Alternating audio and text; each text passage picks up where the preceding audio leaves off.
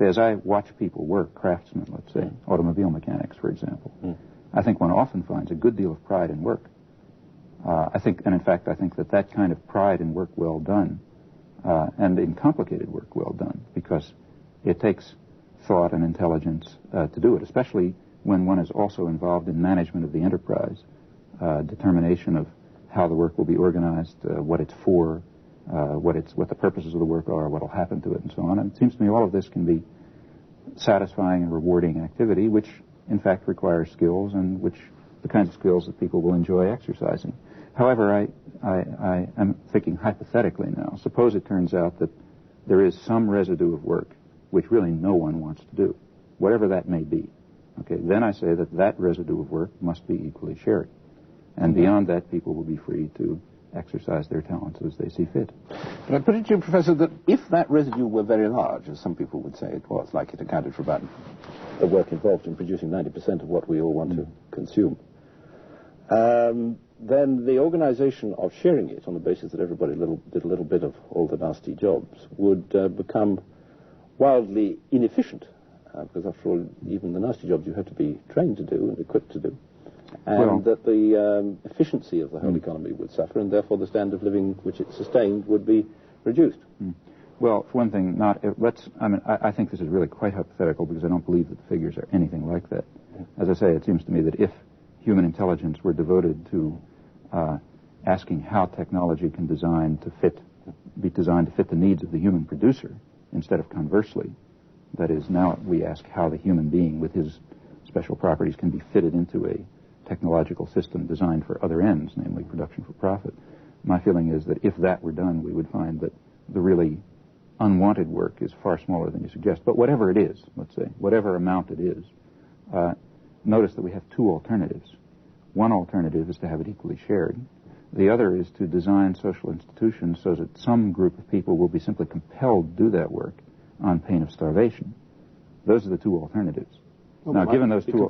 not compelled to do it, but they might agree to do it voluntarily because they were paid to do it an amount which they felt made it worthwhile. Well, but you see, I'm assuming that everyone essentially gets the equal remuneration. Don't forget that we're not talking about a society now where or perhaps you are, but where the people who do the onerous work are paid substantially more than the people who do the work that they do on choice. It's quite the opposite.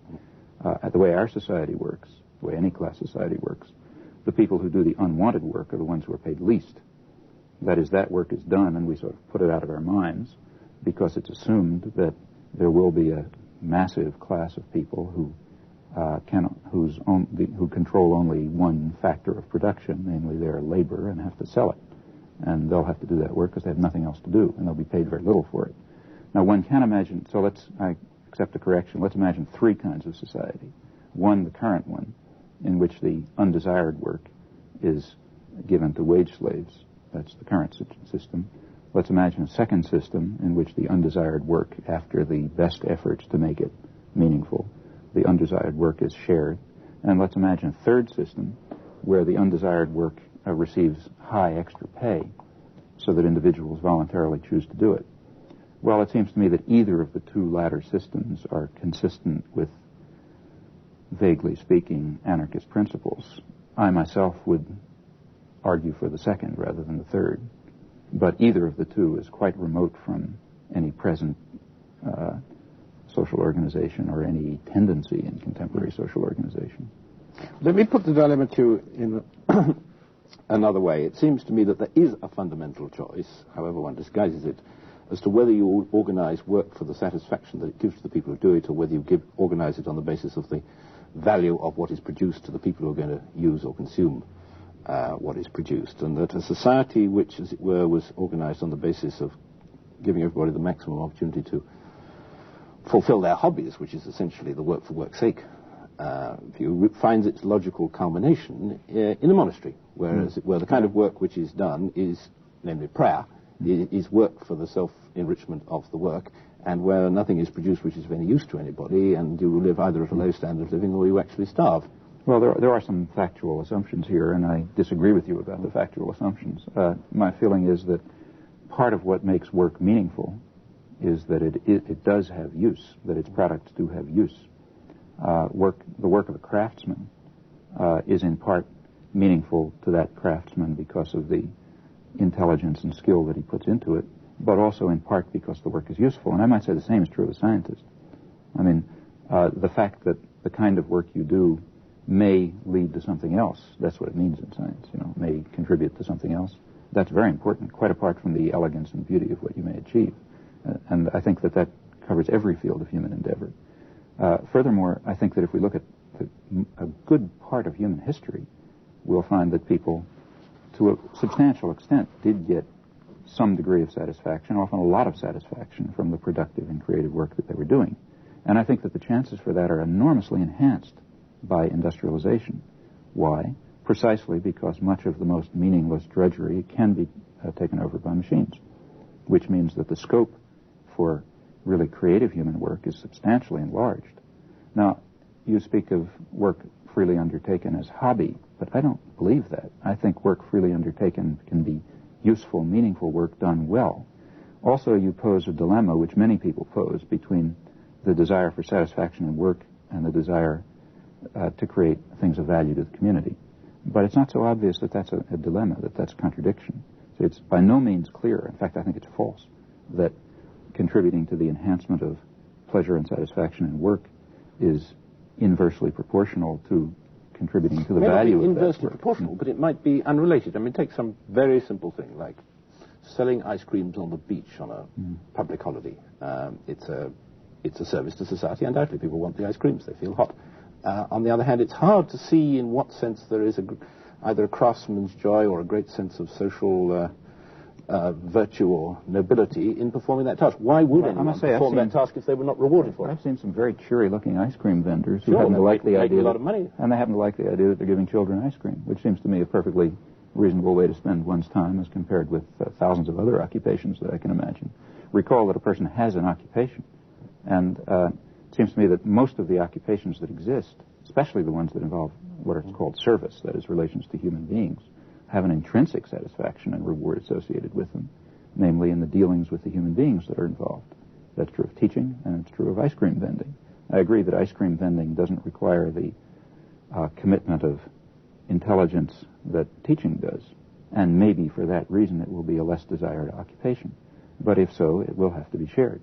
However, what I'm saying is that our characteristic assumption that pleasure in work, pride in work, is either unrelated to or negatively related to the value of the output, that's an assumption which is related to a particular stage of social history, namely capitalism, in which human beings are tools of production.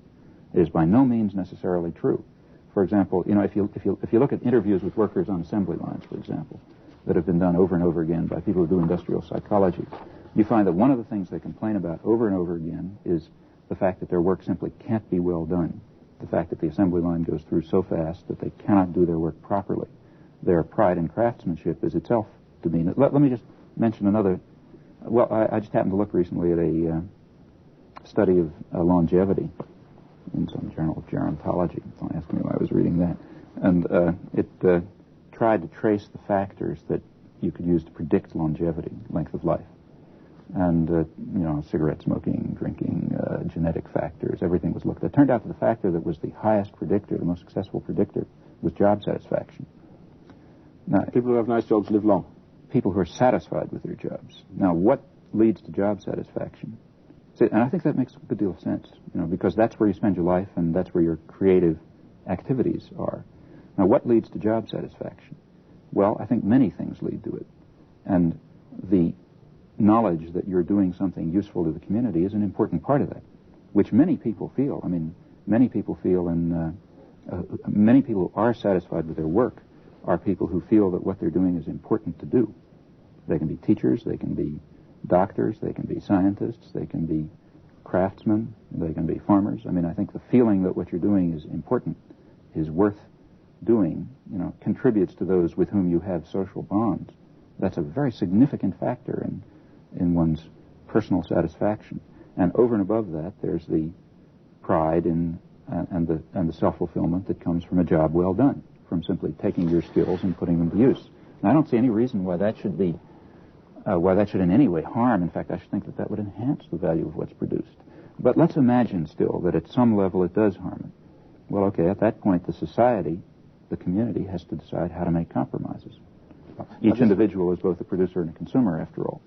And that means that each individual has to join in those socially determined compromises, if in fact there are compromises. And again, I feel that the nature of the compromise is much exaggerated because of the distorting prism of a really coercive and personally destructive system in which